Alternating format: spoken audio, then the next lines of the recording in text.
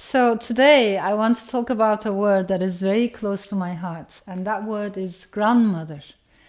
And may I also ask you to send me words in different languages. How do you call your grandmother? Because I'm always intrigued, I'm always interested in those terms of endearment. How do we express our love for our grandmothers? In every culture, there are these shortened words, or in different households, there are these specific words that we use especially for our grandmothers. And I also want to tell you that for me personally, this is an important word because I was raised by my grandmother until the age 10. I was raised by two women, my mother and my grandmother, in a very patriarchal culture, in a very patriarchal context. It left a big impact on me. There were completely different personalities, my mother and my grandmother. Mom is very westernized, she's very urban, she's very modern, if I may use all these terms. She's very rational, she's very well educated. And grandma is pretty much the opposite. She would tick all the other boxes. And she was more spiritual. Some people might say she was more irrational. She wasn't well educated because she had been denied the proper education for being a girl. She had been taken out of school. And she was someone who wholeheartedly believed in women's education. And she was a very wise woman. And she taught me that as much as I love books, I love knowledge, intellectual accumulation, I also learned from her that there are different paths to knowledge and wisdom, and that there are different things. That's why I believe information is different than knowledge, and knowledge is different than wisdom. It was grandma who taught me, in a way, who showed me all these things. And she was a storyteller. She was an oral storyteller. She knew so many tales and legends and riddles. She was a bit of a healer in her own way. So people came to our house and the house was full of magic. So I grew up observing all of that, and it left a big impact on me. And I want to read this little section from this small booklet, How to Stay Sane in an Age of Division, in which I do talk about grandmothers. I was born in France. Our first house in Strasbourg was a flat in a tower block. In the mornings, for about half of the year, sunlight spilled through the curtains, caressing with its long golden fingers the frills of the sofa against the wall, the covers of the books spilled here and there. Always there would be visitors, immigrants, students, artists with hardly a penny to play with. They would read and discuss Althusser, Guy Debord, Jean-Paul Sartre, though less so Simone de Beauvoir. A difference I would notice only much later in retrospect. Competing smells of cooking hovered in the air: Turkish, Lebanese, Moroccan, Algerian, Syrian, Levantine cuisine. The aroma of cigarettes, strong and pervasive Gauloise. Heated debates about social change and social justice were a constant within these walls. For my parents and their friends back then, revolution was not a noun, it was a verb. It didn't last long. Soon afterwards, my parents separated. My father stayed in France, and my mother decided to go back to Turkey. For her, Turkey was motherland. For me, it was a new country to discover altogether. In the state, we arrived at my maternal grandmother's house in Ankara, a profoundly conservative, patriarchal neighborhood, a 2-story, sage-green house with a garden on 3 sides, fruit trees, cherries, apples, pears, and mulberries that stained your hands at the slightest touch.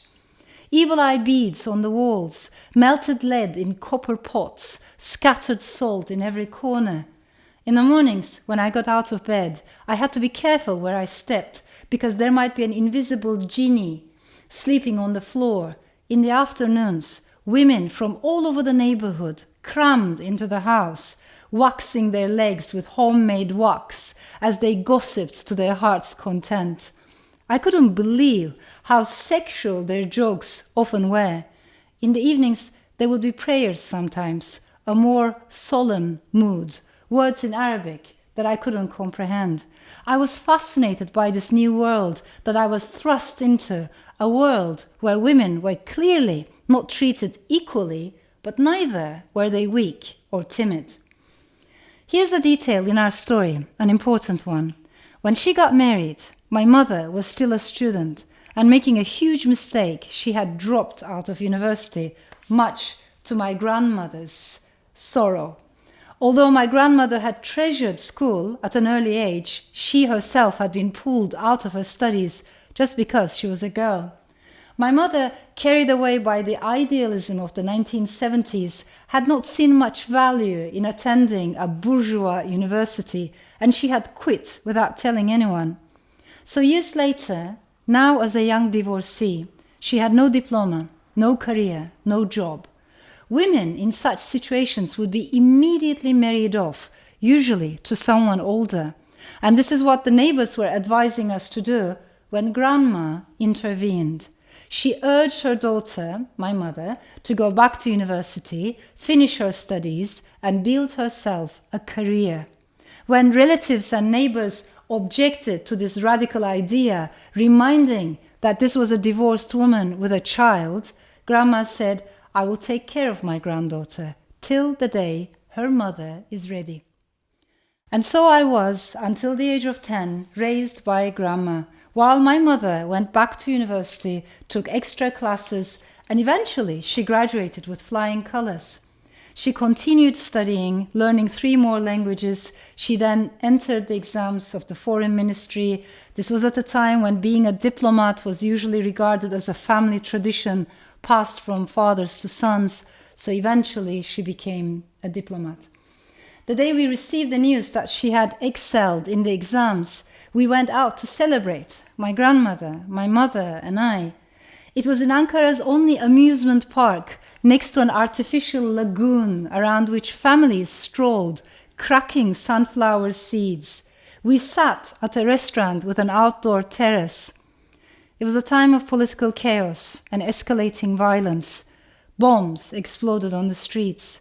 Workers were gunned down in front of factory gates. A constant tension and fear floated in the air. But in that fleeting moment, for once, the world felt serene. My mother, her voice slightly shaking, thanked her mother for the support she had given all these years.